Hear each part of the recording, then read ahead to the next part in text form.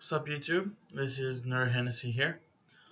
Um, Sorry the angle of the camera had to change. I took the table out of the middle of my room, put it in the living room, so I'm sitting on the floor right now. But as you can tell by the name of the video, this is going to be a review on the elucidator that I had opened up 3 days ago. I can't completely remember. I have terrible time guessing. But I'm going to do what I can to look at it from like a biased point of view, or non-biased point of view, from a collector's point of view, accuracy-wise, and overall sturdiness.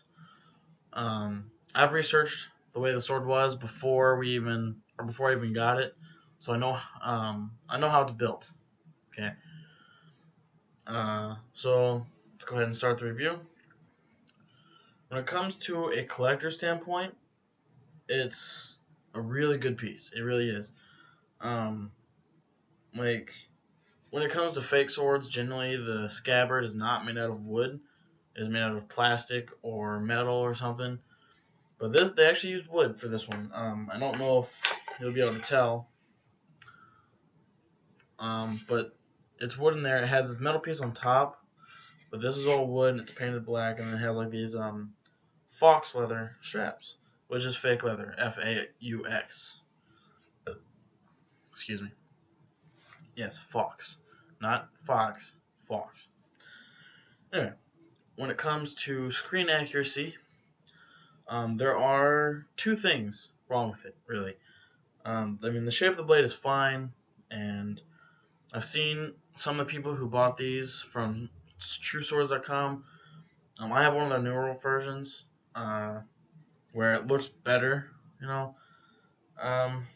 For example, this here is supposed to be a circle with an X in it.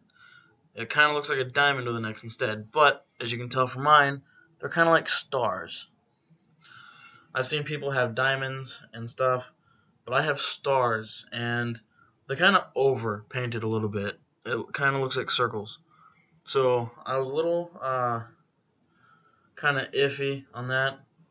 And the logo down at the bottom, I've watched the anime more than once. I just can't remember what that is supposed to mean. I think it's supposed to be like a guild or something. I don't know.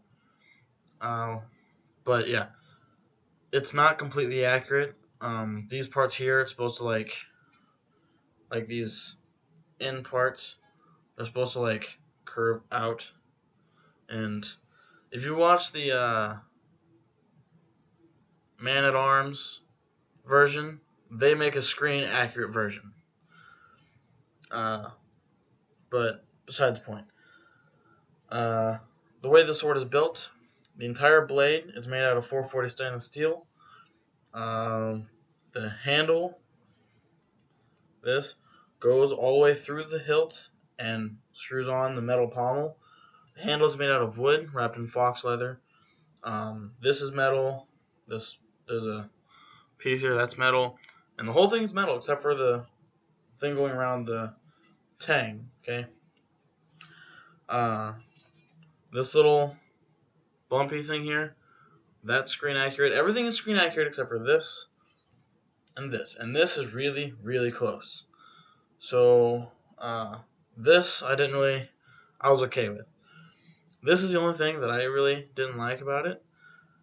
But if you're going to be just cosplaying, all you need to do is get one of these. It's for a sword with the weight it is and the durability it has, it is cheap. It really is.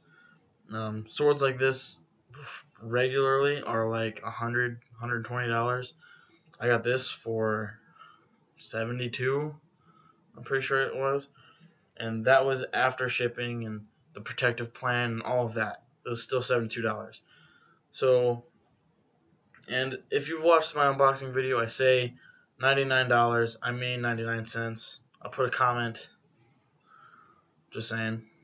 But yeah, it's got some weight. It weighs, if I had to guess, I don't have a very good sense of weight, but if I had to guess, it's about 8 pounds, and in the anime it's supposed to be 170.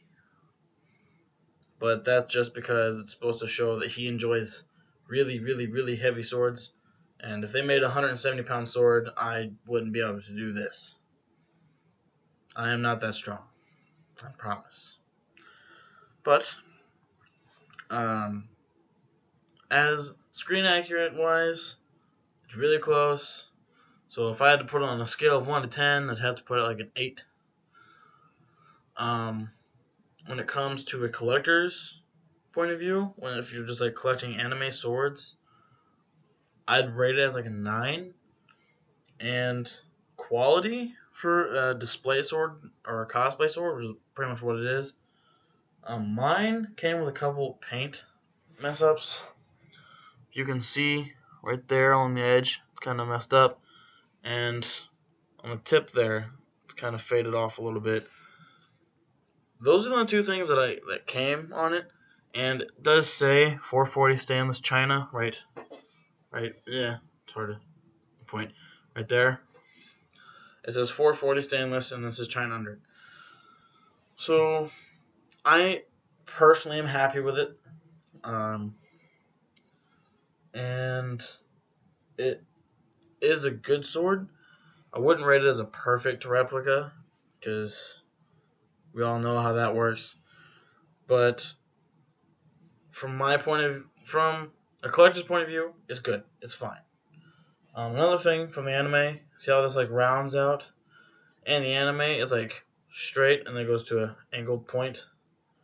Instead of rounding, it's kind of just angled, like a 45-degree angle. But again, screen accuracy, about 8 out of 10. Collector's point of view, I'd put it at like a 9. And yeah, it's a good sword. It really is. It could be better though. It really could. Not that much better for a cosplay sword. And just for the record, you cannot draw this from your back. I have tried. It don't work. The blade is too long. If you try to pull it out, like my arm is extended all the way. I'd have to pull it out another several ways before the blade even got to my shoulder. The drawing, and my arms are about,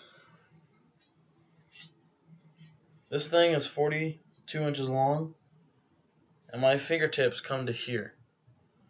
Okay, so I don't know how long it is. It's about half my body length, and I'm 5'9", 5'10", 5'11", somewhere in there. But yeah, so if I had to rate it, which I might do some sword reviews in the future, because I plan on getting several more swords, some unboxing and reviews. It's hard for me to do a review when I first get it. So when I first get something, I'm like, ah, I love it. But after I've had it for a few days, I start getting used to it, and I'm like, okay, I can see some of the flukes in it and stuff. So I hope I didn't do too terribly for you guys. But yeah, it is not full tang, because that would make it cost so much more. If I tried to hit somebody with this, you could probably could kill them or do some major damage.